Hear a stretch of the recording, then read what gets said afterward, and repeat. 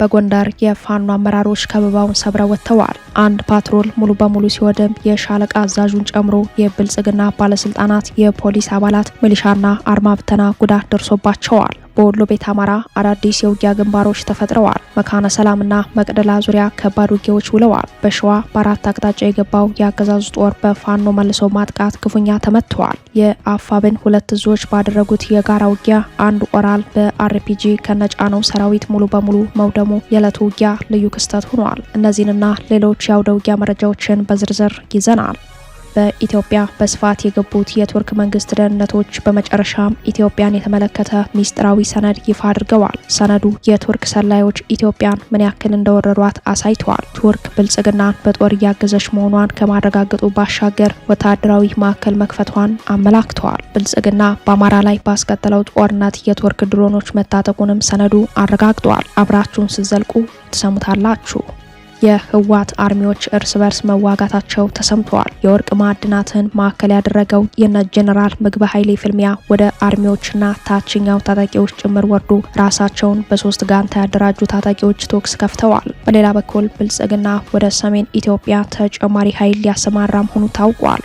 ኢራን በ24 ሰዓታት ውስጥ ሌላኛውን የአሜሪካ ተዋጊ ጄት መታ መጣሏ የቀጠናውን ውጥረት ከፍ አድርጎታል። በሌላ በኩል በቴህራን ውስጥ የተፈጸመው ግድያ የድርድር ሂደቱን ሊያከሽፈው እንደሚችል ተመላክቷል። በሌላ በኩል ቴህራን ጨለማ ሆናለች ሲል የእስራኤሉ የስለላ ድርጅት ሞሳድ አስታውቋል። ለሰዓቱ የመረጥንላችሁ ዜና ትንታኔያችን ነው። ሰላም ጤና ስጥልን ውድ የጣና ቲቪ ተከታታይ ቤተሰቦቻችን፣ አብራችሁን ስትቆዩ እነዚህንና ሌሎች ዝርዝር መረጃዎችን ታደምጣላችሁ። የጣቢያችን የሰዓቱ ዜና መረጃና ዜና ትንታኔዎቻችን እነሆ ተጀምረዋል። እስከ መጨረሻው አብራችሁ እንድትቆዩ አክብሮታዊ ግብዣችን ነው።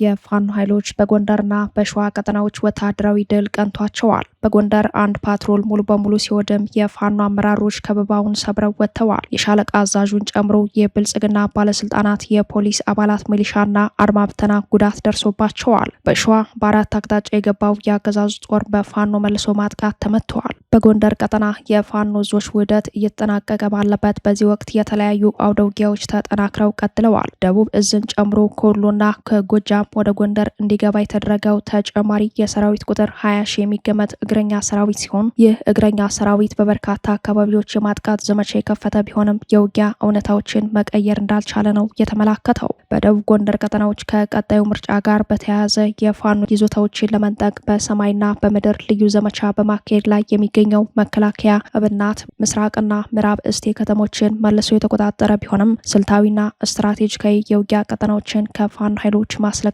አለመቻሉን በወታደራዊ መረጃው ላይ ተመላክተዋል። ጄኔራል መሐመድ ተሰማ የፋኖን አቅም አዳክመናል ቢሉም መሬት ላይ የሚታየው ውጤት የዚያ ተቃራኒ ነው። በማዕከላዊ ጎንደር ምስራቅ ደንቢያ አካባቢ ፋኖን ከበባ ውስጥ ለማስገባት ከቆላ ድባና የተለያዩ አካባቢዎች የተንቀሳቀሰው መከላከያ አድማ ብተናና ሚሊሻ በፋኖ ኃይሎች መልሰው ማጥቃት ክፉኛ መመታቱን የፋኖ ምንጮች አረጋግጠዋል። በከባዱ አውደ ውጊያ ላይ የፋኖ ኃይሎች ባሳዩት ወታደራዊ ብልጫ የወረዳው የብልጽግና ባለስልጣናትን ጨምሮ የአመራሮች ሹፌሮች፣ የፖሊስ አባላት፣ አድማ ብተና፣ የሚሊሻ አባላትና የመከላከያ ቲም አዛዥ ጉዳት ደርሶባቸዋል። በዚህ ቀጠና የውስጥ መረጃን መሰረት በማድረግ የፋኖ አመራሮችን ለመክበብ የተደረገው ዘመቻ ከሽፏል። በተመሳሳይ የአውደ ውጊያ መረጃ በጎንደር ጋይንት መኳቢያ አካባቢ በፋኖ በተፈጸመ የደፈጣ ጥቃት አንድ ፓትሮል ሙሉ በሙሉ መውደሙ ተሰምተዋል። ቁጥራቸው ያልታወቀ የአድማ ብተናና የመከላከያ አባላት አዛዥን ጨምሮ በርካቶች ሞትና ቁስለኛ ሆነዋል ሲል ያስታወቀው አፋብን ጎንደር ጠቅላይ ግዛት በላይ ዘለቀ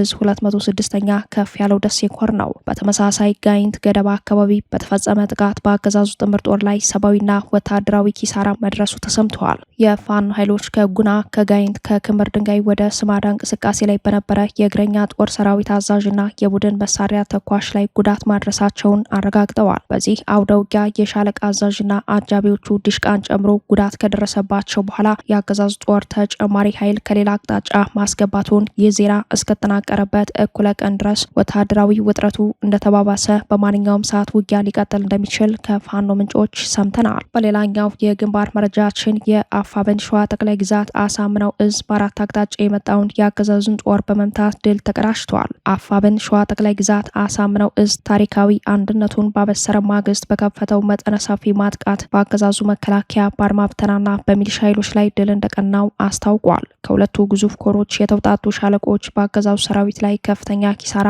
አድርሰዋል ያለው እዙ መሐመድ ቢሆነኝ ኮር ተሰማ እርገጤ ክፍለ ጦር ከመሃል ሜዳ ተነስቶ ወደ ባሽ እያመራ የነበረውን የአገዛዙን ሰራዊት መንገድ በመዝጋትና የገነባውን ምሽግ በመሰባበር ወደ መጣበት ከሽንፈት እንዲመለስ አድርጓል ያለው አፋብን ሸዋ ጠቅላይ ግዛት አሳምነው እዝ በተለይም በግሼ ወጀድ ጦር መሳያ በተሰኙ አውደ ውጊያዎች መጠነ ሰፊ ሰብአዊ ኪሳራ ማድረስ መቻሉን ነው እዙ ያረጋገጠው። በዚህ ውጊያ አንድ ኤፌሳር አይሱዚ ሙሉ የአገዛዙ ኃይል ተመቷል ያለው የእዙ ቃል አቀባይ በተመሳሳይ ከአጣዬ መሃል ሜዳ መስመር የአጼ ዘር ያዕቆብ አንደኛ ኮር ስር የሚገኙት የሰባት ለሰባ ክፍለ ጦርና የአጼ ይኩኖ አምላክ ክፍለ ጦር በጋራ ከአጣዬ ወደ መሃል ሜዳ በሚወስደው መንገድ ጓሳ ላይ የመሸገውን የብልጽግና ጦር በማጥቃት የውጊያ ግንባሩን በማስፋት ለተመዘገበው ወታደራዊ ድል ትርጉም ያለው ተጽዕኖ መፍጠራቸውን ገልጸዋል። በተያያዘ የግንባር መረጃችን አፋብን ምኒልክ እዝና አፋብን ሸዋ ጠቅላይ ግዛት አሳምነው እዝ የተውጣጡ የሰራዊቱ ክፍሎች ከባድ ውጊያ ማድረጋቸው ታውቋል። ውጊያው በግሸራቤል ግንባር፣ በመኮይ ግንባር፣ በበተሆ ግንባር በጋራ የተመራ መሆኑን ከሁለቱ እዞች ያገኘነው መረጃ ያሳያል። አስቴ ጎማ ክፍለ ጦር አንዱ ኦራል በአርፒጂ ከነጫነው ሰራዊት እንዲወድም ማድረጉ የዕለቱ ውጊያ ልዩ ክስተት መሆኑን ከግንባር ያገኘነው መረጃ ያሳያል። ሰላም ጤና ይስጥልን፣ እንደምን ዋላችሁ። ወደ ሰዓቱ የግንባር መረጃዎች ስናመራ ትናንት ሙሉ ቀን እንደዚሁም ምሽት ላይ እና ዛሬ ጧት አካባቢ በወሎ ቤት አማራ እንደዚሁም በሸዋ ጠቅላይ ግዛት የተካሄዱ አውደ ውጊያ መረጃዎች አሉ። በመጀመሪያም በወሎ ቤት አማራ በመካነ ሰላም ከተማ አቅራቢያ በምትገኘው መለስተኛ ከተማ መቅደላ በምትባለው ከተማ አካባቢ በአፋብን ምኒልክ እዝ የአርበኛ ኢንጂነር ደሳለኝ ክፍለ ጦር ሁለተኛና ሶስተኛ ሻለቃ በወሰዱት እርምጃ በአገዛዙ ላይ ከባድ ኪሳራ ደርሶበታል።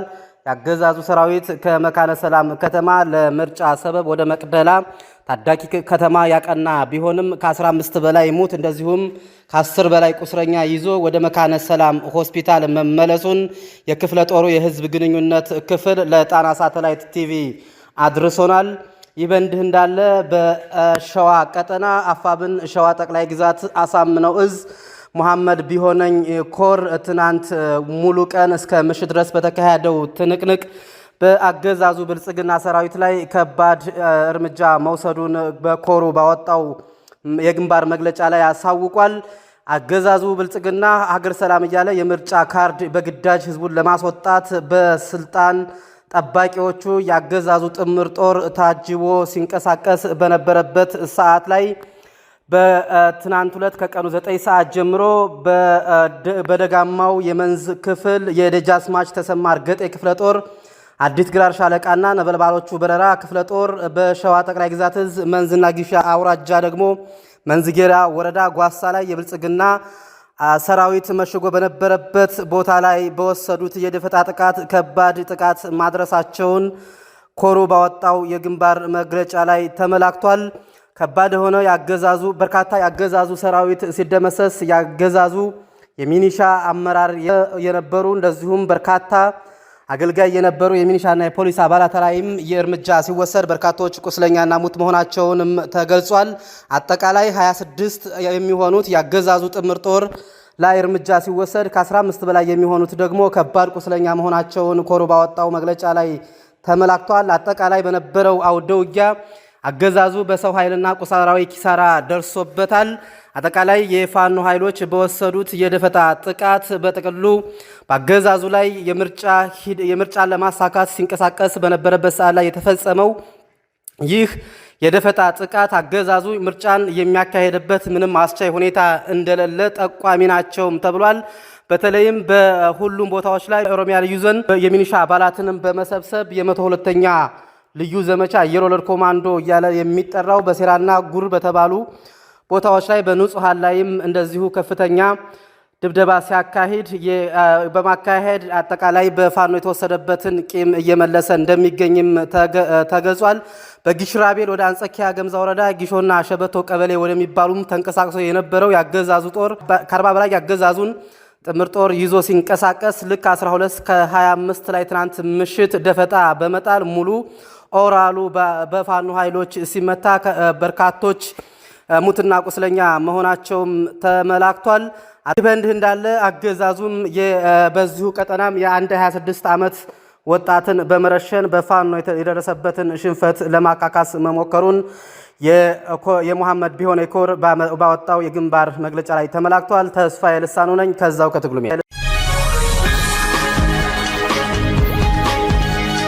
በኢትዮጵያ በስፋት የገቡ የቱርክ መንግስት ደህንነቶች በመጨረሻም ኢትዮጵያን የተመለከተ ሚስጥራዊ ሰነድ ይፋ አድርገዋል። ሰነዱ የቱርክ ሰላዮች ኢትዮጵያን ምን ያክልን እንደወረሯት አሳይቷል። ቱርክ ብልጽግናን በጦር እያገዘች መሆኗን ከማረጋገጡ ባሻገር ወታደራዊ ማዕከል መክፈቷን አመላክተዋል። ብልጽግና በአማራ ላይ ባስቀጠለው ጦርነት የቱርክ ድሮኖች መታጠቁንም ሰነዱ አረጋግጧል። የቱርክ ብሔራዊ ኢንተለጀንስ አካዳሚ ኢትዮጵያን የተመለከተ ሚስጥራዊ ሰነድ ይፋ አድርጓል። ሰነዱ የኢትዮጵያን ውስጣዊና ውጫዊ አደጋዎች የሚተነትን ከመሆኑ ባሻገር በዋናነት የቱርክ የደህንነት ባለሙያዎች ከእስራኤልና አሜሪካ ደህንነቶች ከፍ ባለመልኩ በኢትዮጵያ በስፋት መግባታቸውን ያሳያል።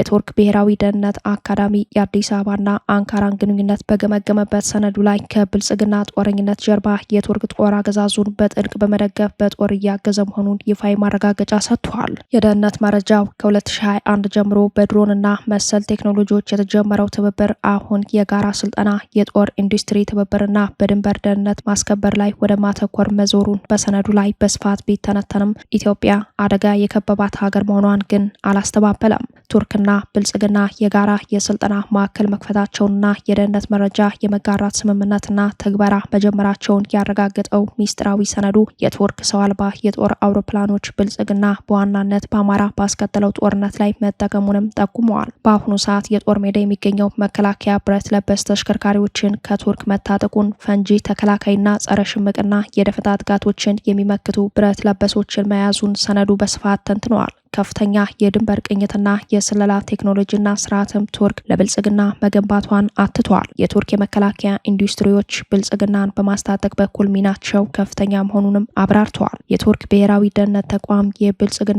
የጦርነት አዙሪት ከሰሜን ኢትዮጵያ ጦርነት ጀምሮ አሁንም መቀጠሉንና በዋናነት አማራን ማዕከል ያደረገ ጦርነት ሊቀጥል እንደሚችል ገምግመዋል። በቀጣይ ብልጽግና ሰፊ ጦርነቶችን ሊያካሂድ እንደሚችልም ሰነዱ ፍንጭ ሰጥቷል። ብልጽግና የታጠቁ ኃይሎችን ለስልጣኑ አደጋ አድርጎ በማየቱ ከፍተኛውን ዘመቻ ወደፊትም አጠናክሮ እንደሚቀጥል የቱርክ ደህንነት ገምግሟል። ከዚህ አንጻር በኢትዮጵያ ተቋማት ይወድማሉ እንጂ አያድጉም ሲል ደምድሟል። ብልጽግና የባህር በር ለማግኘት በሚል ከኤርትራ ጋር ሊጋጭ እንደሚችልም ስጋቱን አጋርቷል። የሶማሊያ ውስጣዊ ክፍፍልና የብልጽግና የባህር በር ፍላጎትም አንድ መስመር ላይ ተገናኝተዋል ብለዋል። ቱርክ ይህንን ቀጠናዊ ውጥረት ለማርገብ ዲፕሎማቲክ ኃይል ሆና መምጣቷን ሰነዱ በስፋት አትቷል። ፕሬዚዳንት ረሲፕ ጣይብ ኤርዶጋን የጂኦ ፖለቲካዊ ፍላጎቶቻቸውን ለማሳካት ፖለቲካዊ እስልምናን ዋነኛ የውጭ ግንኙነት ፖሊሲ ማዕከል ያደርጋሉ። በኢትዮጵያ በኤርትራ በራስ ገዟ ሶማሌላንድና በሶማሊያ መካከል ያሉ ግንኙነቶችን ተከትሎ ከቅርብ ጊዜ ወዲህ እየታዩ ባሉ ቀጠናዊ ለውጦች ምክንያት ቱርክ ባላንጣዬ ከምትላቸው እንደ እስራኤልና የተባበሩት አረብ ኤሚሬቶች ካሉ ሀገራት ጋር ካላት ጂኦ ፖለቲካዊ ሽኩቻ ጋር በተገናኘ የመረጃና ደህንነት ባለሙያዎቿን በስፋት ወደ ኢትዮጵያ ማሰማራቷ ይታወቃል። የቱርክ መንግስት በርካታ የመረጃና ደህንነት ሙያተኞችን በኢትዮጵያ ማሰማራቱን በተመለከተ ከዚህ ቀደም በስፋት መዘገባችን ይታወሳል።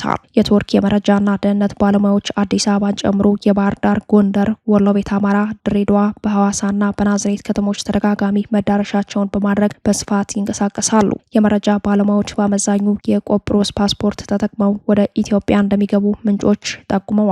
የብልጽግና ብሔራዊ መረጃና ደህንነት መስሪያ ቤቱ እንዲያሉ መረጃዎችን የሚያውቅ ቢሆንም ኢትዮጵያ በገዢው ጦረኛ ፖሊሲ የተነሳ የመረጃ ሉዓላዊነቷን ያጣች በመሆኑ ይህ መሰሉ የሰላዮች በስፋት መግባት በዝምታ በመታየት ላይ እንደሆነ ነው የተጠቆመው።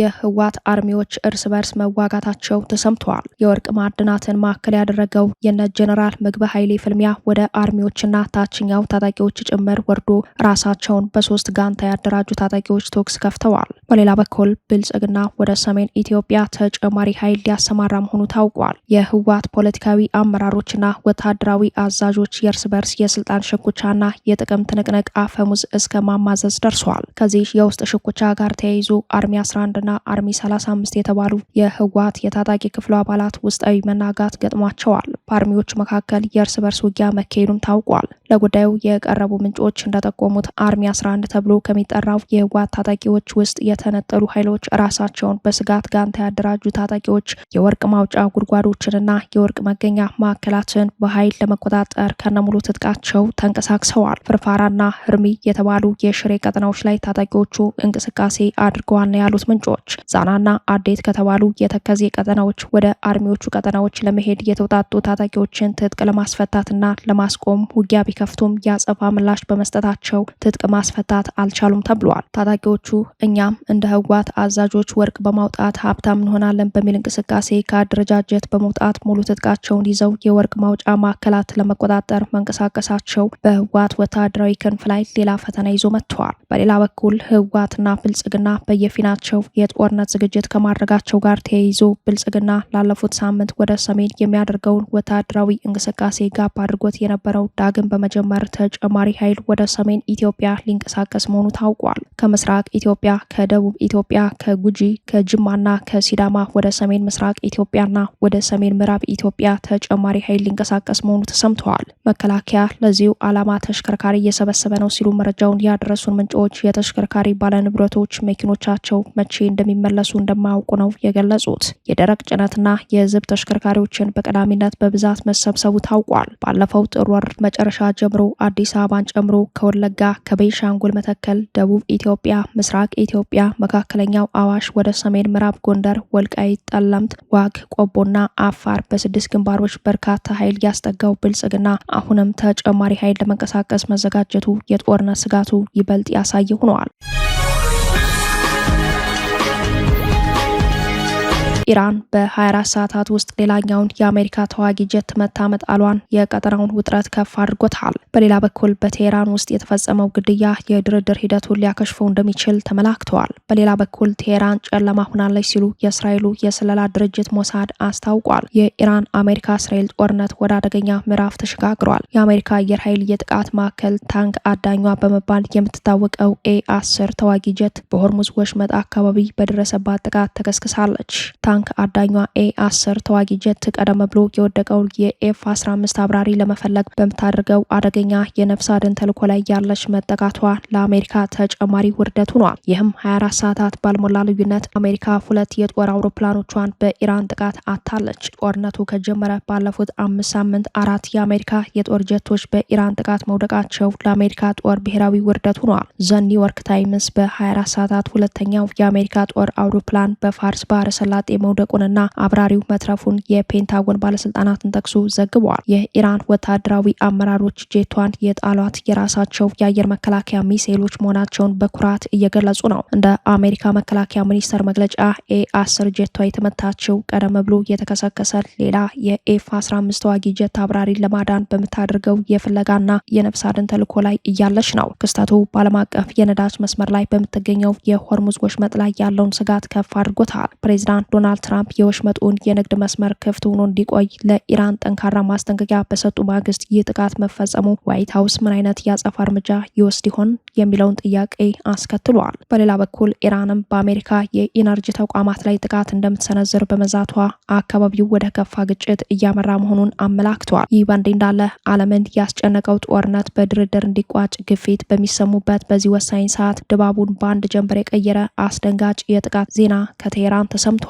ጥቃቱ ከፍተኛ የኢራን አመራር ላይ ያነጣጠረ ነው። ይህ አስደንጋጭ ጥቃት በተዘዋዋሪ ሲደረጉ የነበሩ የዲፕሎማሲ ጥረቶች ገታ በማድረግ ተስፋ ተጥሎበት የነበረውን የድርድር ሂደት ሙሉ በሙሉ አክሽፏል። የኢራኑ ፕሬዝዳንት መሱድ ፔዜሽኪያን በማህበራዊ ትስስር ገጻቸው ባስተላለፉት መልእክት የኢራን ስልታዊ የውጭ ፖሊሲ ምክር ቤት ኃላፊ ካማል ካራዚን ኢላማ ያደረገ የግድያ ሙከራ መሰንዘሩን ገልጸዋል። በጥቃቱ የካማል ካራዚ ባለቤት ሲገደሉ ካማል ካራዚም ደግሞ በከባድ ጉዳት ሆስፒታል ገብተዋል። ፕሬዝዳንት ፔዜሽኪያን ፔዝሽኪያን ጥቃቱን የንጹሃን ግድያ ሲሉ ከገለጹት በኋላ ዓለም ይፍረድ፣ የትኛው ወገን ነው ለንግግርና ለድርድር የሚቀመጠው? የትኛውስ ነው ሽብርተኛ ላይ የተሰማራው የሚል ጥያቄ አንስተዋል። ኢራን ለሰላም በሯን በከፈተችበት ወቅት እንዲህ አይነት ጥቃት መሰንዘሩ ተቀባይነት የለውም ያሉት ፕሬዝዳንቱ ኢራን በዓለም አቀፍ ማህበረሰብ ፊት የሞራል የበላይነትን ለመያዝ የምታደርገው ጥረት አካል ተደርጎ የተወሰደ ሲሆን ጥቃቱን የፈጸሙ አካላትን ማንነት ግን በግልጽ አላመላከቱም። ይህ በእንዲህ እንዳለ ቴህራን ጨለማ ሆናለች ሲሉ የእስራኤሉ የስለላ ድርጅት ሞሳድ አስታውቋል። ሞሳድ ከግማሽ ሰዓት በፊት እንዳለው በቴህራን የኃይል ስርጭት ተቋርጧል። የሀገሪቱ መዲና ሙሉ በሙሉ ጨለማ ሆናለች። በኢራን ዋና ከተማ ቴህራን መጠነ ሰፊ የኤሌክትሪክ ኃይል መቆራረጥ መከሰቱን ተከትሎ ከተማዋ በጨለማ መዋጧ በሌሎች ሚዲያዎችም ተዘግቧል። ይህ ክስተት በከተማዋ የዕለት ተዕለት እንቅስቃሴና በነዋሪዎች ላይ ከፍተኛ መስተጓጎል የፈጠረ ሲሆን ሞሳድ የችግሩን መንስኤ ይህ ነው ብሎ አልገለጸም። በኃይል ማመንጫ ላይ ድብደባ ስለመፈጸሙ በሌሎች ወገኖች አልተገለጸም። ክቡራትና ክቡራን ቤተሰቦቻችን ለሰዓቱ የተሰናዱት መረጃዎቻችን እየተከታተሏችኋችሁን ይመስሉ ነበር። አብራችሁን ስለቆያችሁ ልባዊ ምስጋናችን ድረሳችሁ እያለን የጣና ቲቪ ወቅታዊ ዜናዎች፣ ትንታኔዎችና ልዩ ልዩ ፕሮግራሞች እንዲደርሷችሁ ቻናላችን ሰብስክራይብ በማድረግ ቤተሰብ ሆኑ። በተሳትፎ የትግል ሚዲያው እንዲያጠናክሩ ጥሪያችን እናቀርባለን። ጣና ቲቪ ከሀቅ ጋር